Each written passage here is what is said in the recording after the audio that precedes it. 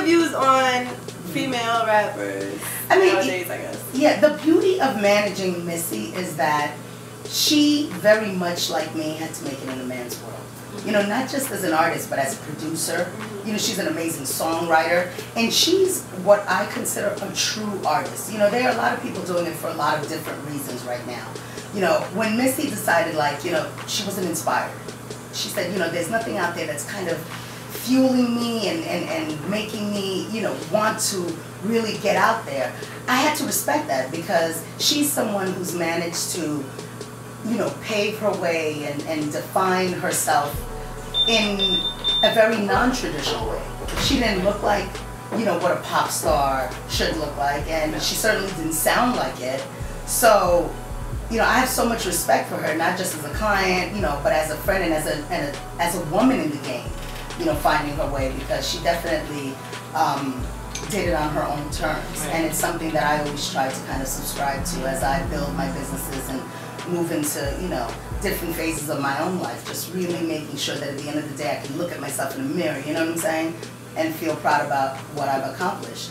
But as it relates to women today, the one thing that we always try to be is extremely supportive, you know, where there's it's more important for us that there are other women out there kind of having an opportunity to have a voice and to have a platform than it is to be competitive and figure out who's, you know, the baddest bitch. Right. It doesn't matter. Can't we all be bad bitches out in this game? You know? Kim don't feel that way. I know. Listen, you know, people are at different places in their life, you know, and who am I to judge why someone feels the way they do or why they react a certain way?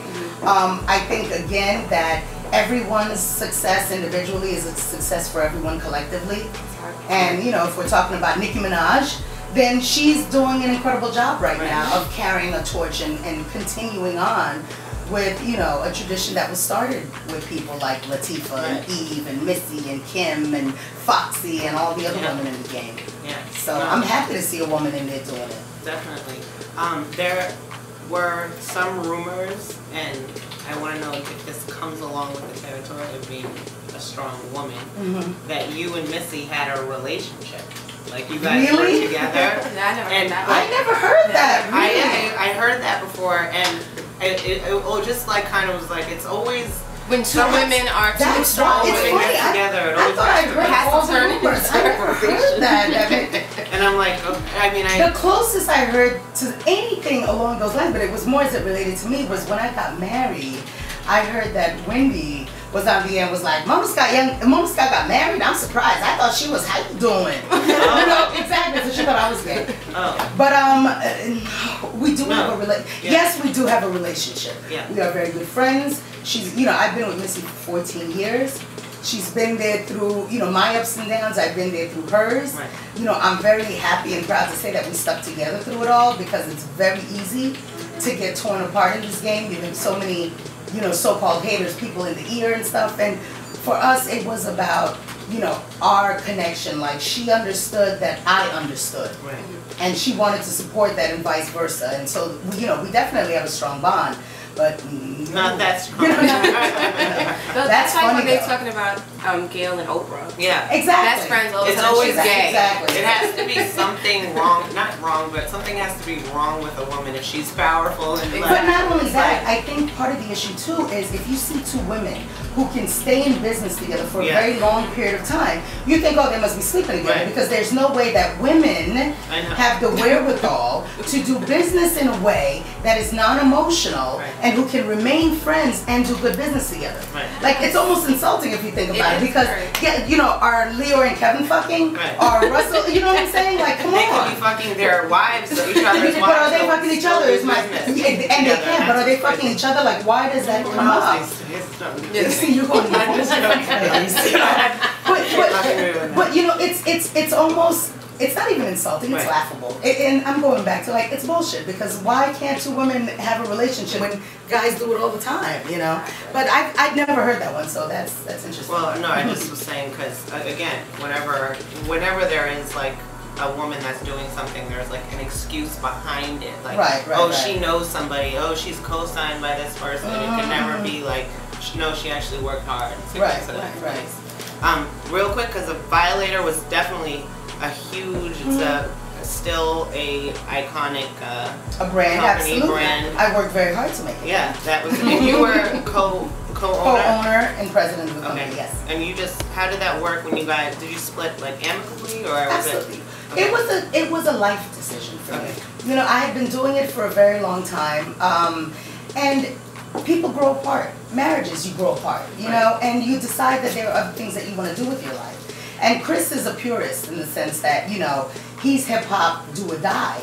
And there were so many other things that I wanted to venture into. We'd done a deal a few years back with a man by the name of Mike Ovitz, who, I don't know if anybody knows, but he was one of the founders of CAA, which is a huge agency. And Mike started, Mike started a management company. And we got in business with Mike mainly because I wanted to branch into film and television. And I felt that, you know, our artists needed to be players in that arena, and we needed to be able to represent them properly in that arena. And also, I, you know, listen to all kinds of music. I like pop music. I like, you know, all kinds of different things. And I also felt that I was at a point in my own life personally that I wanted to really explore these things, but on my terms, in my way, with the people that I wanted to do business with. So it wasn't, you know, contentious. It was simply that I felt that it was time for me to step out on faith and, you know, do my own thing. You know. Was that totally scary, or were you like, yeah. I mean, it was terrifying. It was terrifying. I mean, you spend so many years building something from the ground up. You're vested in it emotionally, financially, and then you just decide that you want to go do something else, you know. It was definitely terrifying, and I won't lie. There were nights when I woke up like in a cold sweat, like what the fuck was I doing? You know, like, but the one thing that I knew I could rely on at the end of the day, if all else failed, was myself. You know, I banked on myself. I rolled the dice on myself. It's like, I'm the same person that I was when I started this company. I know what I want to do. And if you can't believe in yourself, who the hell else is going to believe in you? Right. You know? And so for me, it was a natural progression, but I'd be lying if I said that there weren't moments of sheer terror. Yeah. I need motivational tapes, so I know. do some recordings, and then I can play it in my house. As far as recordings, I was told recently that it's funny because everybody always hears my voice and says, "Oh, you should be doing voiceovers and stuff." But I just did a TV show. I produced a TV show, and I tried to do the voiceover for my own TV show, and they were like, "Nah, that ain't it." but I literally just came from a meeting with a writer because over the years, people have said to me time and time, "You should write a book. You should write a book." And I'm like, "Who the hell wants to hear what I have to say? What do I have to say?" You know, but I think part of my own growth and really embracing who I am and kind of what I have to offer, because you're lying to yourself if you sit around and say, "Oh, what do I have to offer?" If you don't have anything to offer, then go crawl in the corner. You know, we all have something to offer, right? Yeah, really. And so I just kind of made the decision, because there have been ideas that have been formulating in my head, and I kind of just made the decision to put them down and finally do a book. So yes, I will be doing a book. That's really exciting. We'll be right back. We'll be right back. Yes.